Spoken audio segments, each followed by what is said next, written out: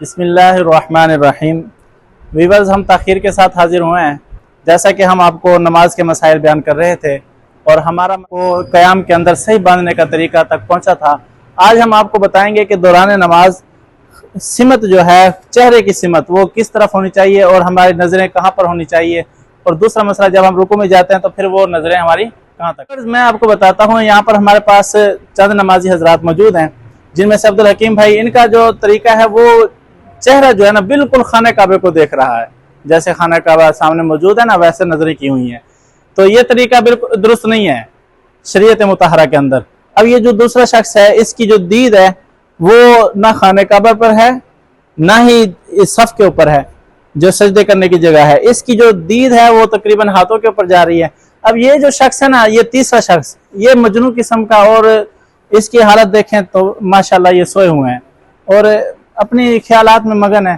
تو یہ تینوں کنڈیشنیں جو ہے نا، وہ دوران قیام جو سمت ہونی چاہیے چہرے کی وہ صحیح نہیں ہے۔ اب میں آپ کو نا صحیح طریقہ بیان کر دیتا ہوں۔ صحیح طریقہ یہ ہے کہ جس وقت ہم قیام کرتے ہیں تو ہمارے ہاتھ بندھے ہوئے ہیں۔ اب دید جو ہے نا، ہماری نظریں جو ہیں، کیونکہ ہم خانہ کعبہ کی حدود کے اندر موجود نہیں ہے، اگر خانہ کعبہ کی حدود کے اندر ہوتے تو پھر ہمیں حکم ہے کہ ہم خانہ کعبہ کو دیکھیں۔ اب خانہ کعبہ نہیں ہے تو صرف ہمیں حکم ہے کہ ہمارا جو چہرہ ہے وہ خانہ کعبہ کی سمت ہو اور ہماری نظریں جو ہیں وہ ہماری سجدے کی جگہ پر ہو۔ اب ہم سجدے کی طرف دیکھ رہے ہیں، جہاں پر ہم سجدہ کریں گے اس جگہ کو ہم دیکھ رہے ہیں۔ کہ ہم نے بتایا اپنے نمازی حضرات کو کہ ہماری جو دوران نماز ہے قیام کے اندر، ہماری نظریں وہ کہاں پر ہونی چاہیے، کیونکہ ہم خانہ کعبہ میں نہیں ہیں، ہم خانہ کعبہ کے غیر علاقے میں ہیں، تو اس لیے ہماری نظریں جو ہیں وہ سجدے کی جگہ پر ہونی چاہیے۔ اب نمازی حضرات نے درست کی ہوئی ہیں اپنی نظروں کو اور سجدے کی طرف ہیں۔ اب ہم جو ہے نا رکوع کرنے کا طریقہ بیان کرتے ہیں۔ دیکھیے اگر نمازی حضرات، میں آپ کو نا درست طریقہ بتاتا ہوں۔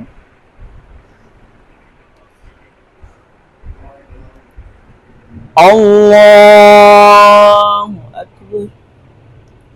اب اس کنڈیشن میں میری گردن اور کمر بالکل برابر ہے، تو اور ہاتھ بھی بالکل سیدھے ہیں اور گھٹنے بھی سیدھے ہیں، اور میری جو نظر ہے وہ دائیں پاؤں کے انگوٹھے کے اوپر ہے، دائیں پاؤں کے انگوٹھے کے اوپر۔ دوسری نظر کا ہمارا اعتبار نہیں ہوگا، ایک انگوٹھے کو ہم نے دیکھنا ہے، دوسری کے اوپر صرف نظر ہو۔ یہ ہمارا درست طریقہ ہے رکوع کا سنت کے مطابق۔ سمع اللہ لمن حمدہ۔ اب یہ تھا ہمارا رکوع۔